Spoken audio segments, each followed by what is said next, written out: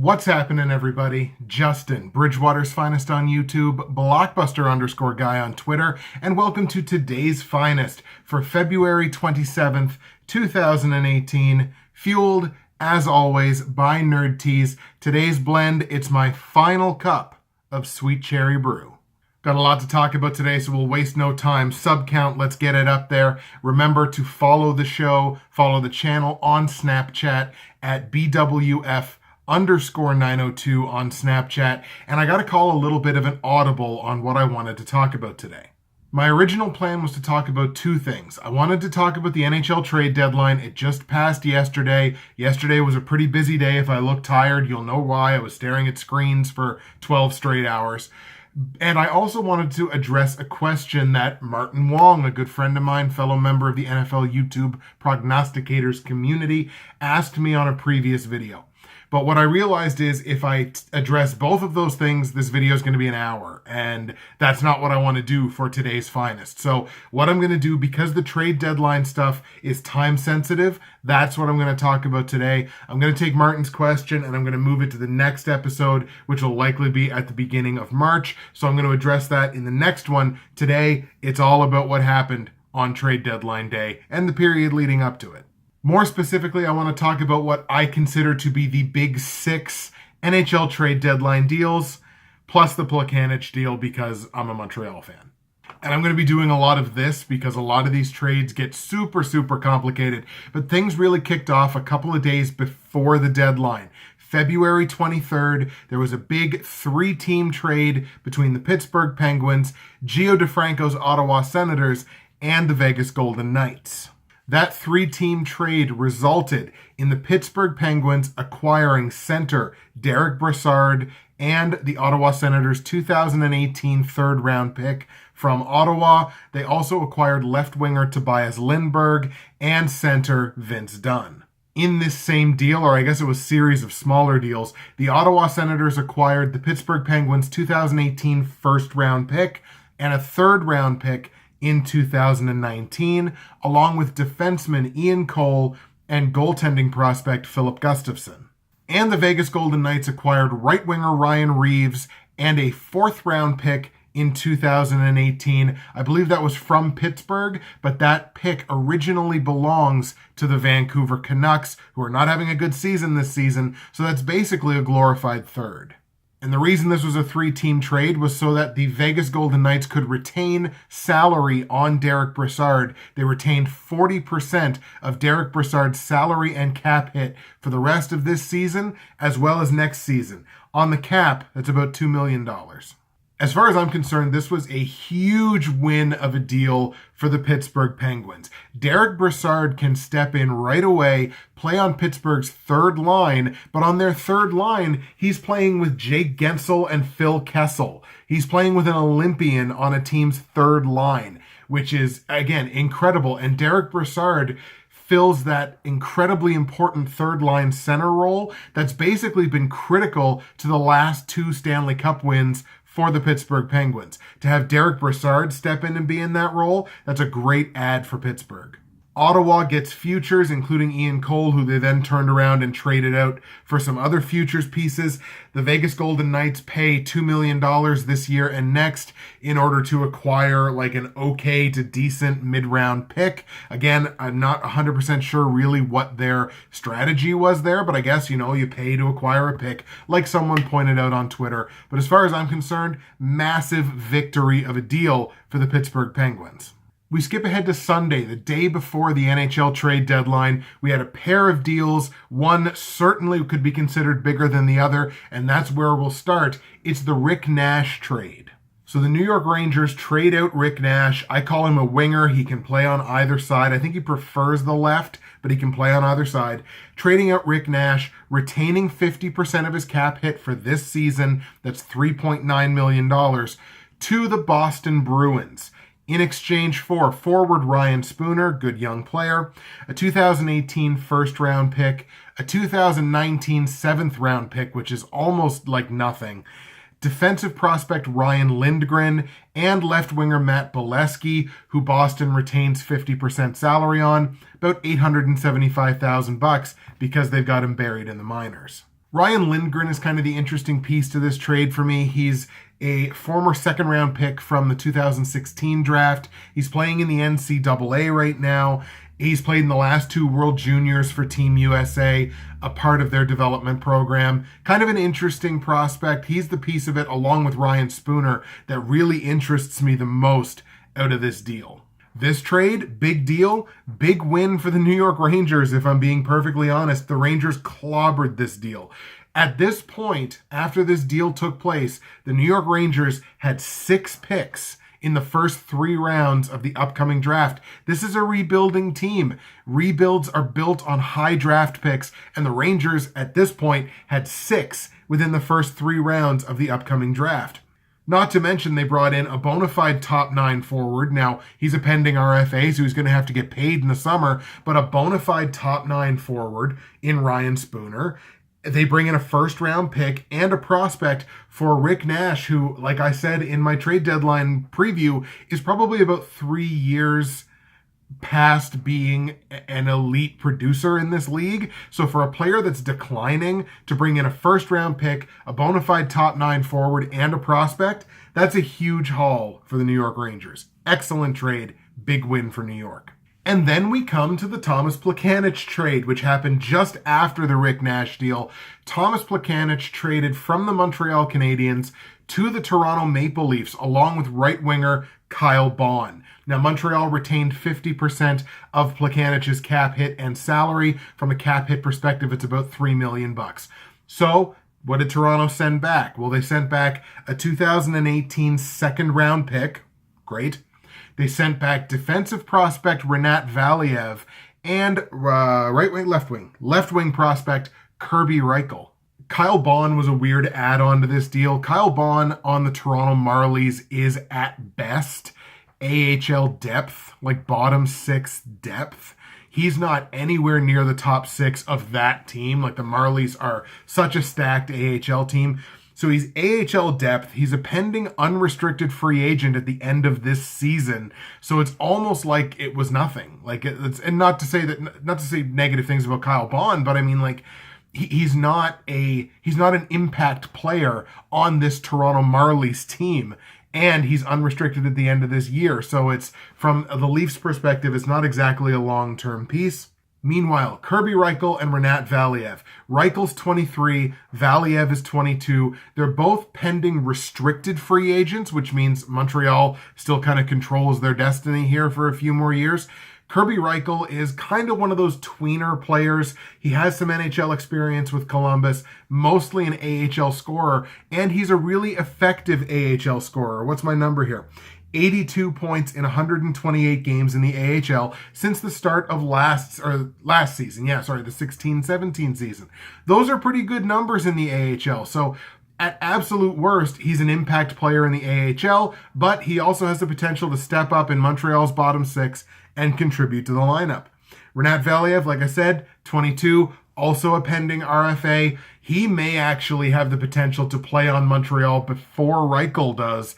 I think he could come up potentially and help the defense here and there. As far as I'm concerned, this is a big win for the Montreal Canadiens. This was an excellent haul for Plekanec, who, like we mentioned, is a pending unrestricted free agent. And I say that because he's probably just going to return to Montreal in July anyway. So when you think we're getting these things back for, at the end of this season, essentially nothing. This trade really makes sense for Toronto if Toronto wins a cup, or if Toronto goes deep in the playoffs, then okay, cool. It makes sense. But if that doesn't happen, like if Toronto loses in the first round to either Tampa Bay or Boston, that just becomes an even better trade for Montreal. And as much as people like to deride Marc Bergevin, he made a great trade here. For a player that's likely to return in July anyway, he brought back 2 prospects that can help at the NHL level at best, and at worst, really improves us at the AHL level. And you need a good AHL team in order for your prospects to develop and reach their full potential. So at the very least, Bergevin improved us at the AHL level and got us a high draft pick for basically nothing, especially if Plekanec comes back. So he really maximized the trade value of Tomas Plekanec, proves that management was on the ball here, This was not a failure of management. This was a slam dunk for Marc Bergevin. So now that we're past that, on to the actual trade deadline day, which was yesterday. I barely moved from either my bed or right here on the computer going over the trades and reaction to the trades and everything like that. I just want to talk about the highlights, the biggest trades that happened yesterday. Chronologically speaking, the first big one that happened was probably the most unexpected and the one that really came out of nowhere. The St. Louis Blues, just a couple of points out of the playoff race, trade one of their top 6 centers. And I think Stastny, who got traded, has played even as their number 1 center at times this season. So the Blues trade Paul Stastny, again, who is a center. They retain 50% of his salary and cap hit. Against the cap, this is about $3.5 million. So they trade Stastny to the Winnipeg Jets in exchange for a 2018 conditional first-round pick, a 2020 conditional fourth-round pick, and left-wing prospect Eric Foley. Now, Foley's 20 years old. He's unsigned, but he's playing at about a point-a-game pace in the NCAA. This is a good prospect for the Jets to bring back into what is already one of the deepest prospect pools in the league. As I mentioned, both of those draft picks that St. Louis gets back are conditional. So the conditions on those picks, if that 2018 first round pick somehow wound up being a lottery pick, as in pick number 1, number 2, or number 3 in the draft, which it won't because Winnipeg's, unless they completely fall apart, are going to make the playoffs. So it couldn't be a lottery pick. But if somehow the Jets did completely fall apart and miss the playoffs and then somehow won a lottery pick, this pick is what they call lottery protected. So if that pick became a lottery pick, number 1, number 2, or number 3, St. Louis would instead get Winnipeg's first round pick the next season in 2019. The Blues also only get that fourth round pick in 2020 if they don't re-sign Eric Foley before the 16th of August of next year. So if they don't re-sign Foley, they get that fourth round pick in 2020. If they do re-sign Foley, they don't get the pick, but they do get the player. This is a win for the Winnipeg Jets in a big bad way to get a player like Paul Stastny, who I don't think is an incredible player in this league, but he's a top 6 player on many, many teams in this league. And the fact that he'll probably get to play like a third line role, not be tasked with those great minutes, will probably only maximize his output and maximize his play. It's a weird trade for St. Louis when they're so close to being in the playoffs to then trade out one of your top 6 forwards. It's really weird to me. And I still haven't really heard great justification as to why they did it, unless they thought Stastny was a problem in the room, which is possible. But as far as on paper, this is a huge win for the Winnipeg Jets. Next up, we had the Detroit Red Wings, who pull a trade with the expansion Vegas Golden Knights, who everyone and their mother, if you asked them, will the Knights be buyers or sellers at the trade deadline? 100% of people would have said sellers. No way. The Vegas Golden Knights at this deadline were buyers, and they bought themselves a talented winger with term from the Detroit Red Wings. Detroit trades winger Tomas Tatar. And in exchange, the Vegas Golden Knights send Detroit their first round pick this year, their second round pick next year, that's in 2019, and a third round pick from a couple years down the road in 2021. None of those picks have any conditions. They're just sent straight up for Tomas Tatar. This, I think, honestly, is a win for both teams. I think it's a fairly fair trade, but I'm going to give the slight edge here to the Detroit Red Wings. But I really do think it's a win for both teams. Vegas get a great player with term. I think he's got 3 or 4 more years after this season. So, I mean, he's got term. He really fills out their top 9 on the wings. I think he steps into that third line role. And then if they lose one of the top guys to injury, he can very easily step into that top 6. He's kind of an insurance policy while, again, making their top 9 that much better.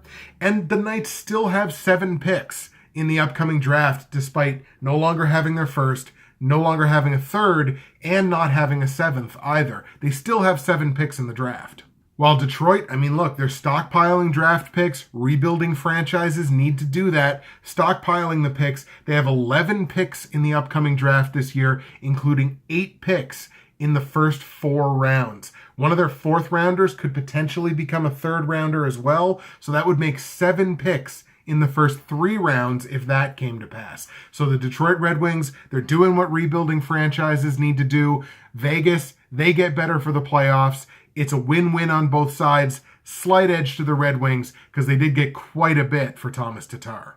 Also on the move was the number 1 player on my trade board if you watched my trade deadline predictions. That is left winger Evander Kane, formerly of the Buffalo Sabres. Buffalo trade out Evander Kane to the San Jose Sharks in exchange for a conditional 2019 second round pick, a conditional 2019 4th round pick, and forward prospect Danny O'Regan. Interestingly enough, the Sabres didn't retain any salary on Evander Kane. I kind of thought they would, and that would kind of improve their return a little bit, but they chose not to, and the return was what it was. Now, Danny O'Regan, he's 24. He's a pending restricted free agent. He's got 25 points in 31 games in the AHL this year, but he has also played a little bit in the NHL with San Jose. So kind of like Kirby Reichel, one of those sort of in-between players. Now, of course, I mentioned both of those draft picks are conditional. Now, the condition on the second round pick, the 2019 second becomes a 2019 first if the Sharks re-sign Evander Kane after this season. San Jose can also choose to retain that 2019 fourth if they want to, but if they choose to retain it, they then owe Buffalo a 2020 third round pick if they don't give up the 2019 fourth. So you pick your poison. You either give up a 4th rounder this year, or you can move it to next year, but it's going to cost you a 3rd rounder instead of a 4th. Now, I do have to say, I think this deal is a win for San Jose. I think Buffalo missed an opportunity here to retain salary and that conditional second round pick that could maybe become a first. I think if you retain salary on that, you could probably argue them into just giving you that 1st round pick. But Buffalo chose not to do that, so there was the condition attached to it. To me, it's a win for San Jose to potentially get an elite offensive producer for what could only amount to be a 2nd and a 4th is an absolute steal. And if it was up to me, that is all that I would be giving up, because there's no way that I would be re-signing Evander Kane if I was the GM of the San Jose Sharks. I get Kane as a pure rental, see what we can do in this year's playoffs. I am not interested whatsoever in re-signing this player. He's an attitude problem. He's a locker room problem. I don't want that in my room. So at the cost of a 2nd and a 4th, not even in this year's draft, it's a pretty inexpensive gamble, but I certainly wouldn't be interested in re-signing him. That's why I think this is a big win for San Jose. And then we get to the big trade of the deadline, and once again it involves the New York Rangers. They're really making a splash. They are all in on this rebuild. The New York Rangers trade out Ryan McDonagh, who was the real gem on defense after it became pretty evident that Erik Karlsson was not going to be traded by the Senators. That's probably going to come at the draft. But McDonagh was like the real gem on the defensive side, and the Rangers trade out Ryan McDonagh and forward J.T. Miller. Pretty versatile forward, can play any forward position and play up and down your lineup. They trade him to the Tampa Bay Lightning as if the Tampa Bay Lightning needed to get better. Tampa Bay gives up their 2018 first round pick, a 2019 conditional second round pick, Vlad Nemesnikov, who is a forward who's having an excellent year this year, center prospect Brett Howden, and defensive prospect Libor Hadjic. Howden and Hadjic are Tampa Bay's 1st and 2nd round draft picks respectively from the 2016 draft. And both of those players starred at this year's World Junior Championships. Brett Howden has absolutely dominated at the junior level for years now. 139 points in 96 games since the beginning of the 16-17 season. That's almost 1.5 points per game at the junior level. Howden has been dominant. Hadjic, in his own right, 35 points in 52 games in junior this season. As a defenseman, those are pretty damn good numbers. Now, of course, you'll recall that second round pick that I mentioned was conditional. So what's the condition on the pick? Well, that second round pick in 2019 becomes a first round pick in 2019 should the Tampa Bay Lightning win the Stanley Cup either this season or next season. They're in great shape this season to win the Stanley Cup. So that is likely, well, maybe not likely, but there's a higher probability that that is going to become a first round pick. You're going to call me probably ridiculous on this because Tampa Bay did get the big fish on defense in Ryan McDonagh. But this trade is a massive victory for the New York Rangers. Don't get me wrong. Tampa Bay got the big fish. They got Ryan McDonagh.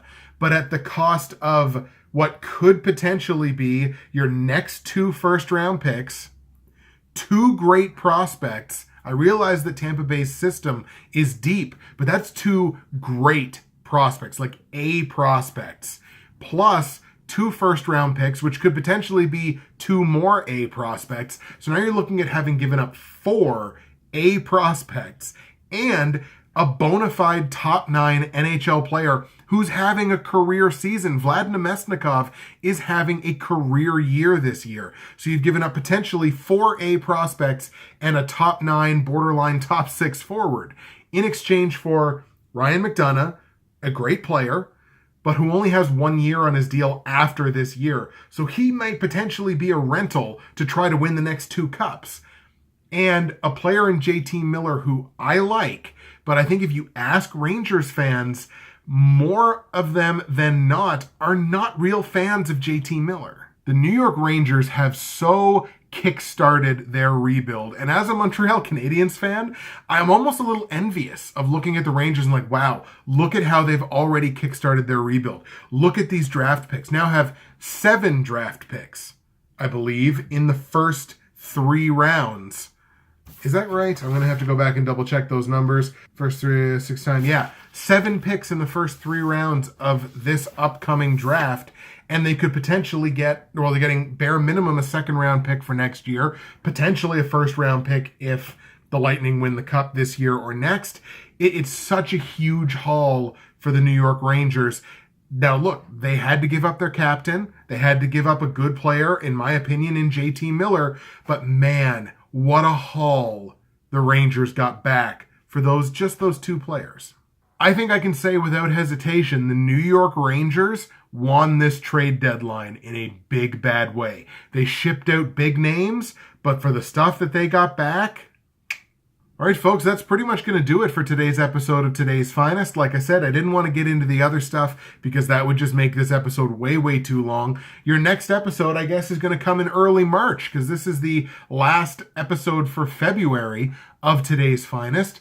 But here's your hook for next time. So what I think I am going to do, I'm going to kick off the next episode by talking about my top 5 Nerd Teas blends. Look, guys, well, first of all, due diligence, nerdteas.ca. Use the promo code BWFinest. You're going to save 15% at checkout. If you're in Canada, you're going to get free shipping on any order over $50 within Canada. If you're American, you get the great conversion on the American dollar. All the prices on the Nerd Teas website are in Canadian dollars. So you take that and you basically knock about 20% off because of the exchange rate from the United States. It's a great exchange rate. The shipping is very, very reasonable. And again, you can still use my promo code to save an additional 15% off the prices. But Nerd Teas has so many great blends. I'm going to follow through on that top 5 Nerd Teas blends. So we're going to have a little bit of a top 5 list and just talk about the blends with Nerd Teas that I really, really love. And then I'm going to respond to Martin Wong's comment from a previous video. He asked me, hey, you're a teacher. What did you used to teach? So I think me talking about how I am a teacher, but was a teacher because I'm not really actively doing it anymore, but technically I still could, and talking about why I'm not, is kind of an interesting conversation. It's a very personal conversation. It's what Today's Finest is all about. So, sorry that I spit there. So we're going to get into that on the next episode. That's your hook for next time. It's going to get very personal, might get a little emotional, and I can't wait to talk about it.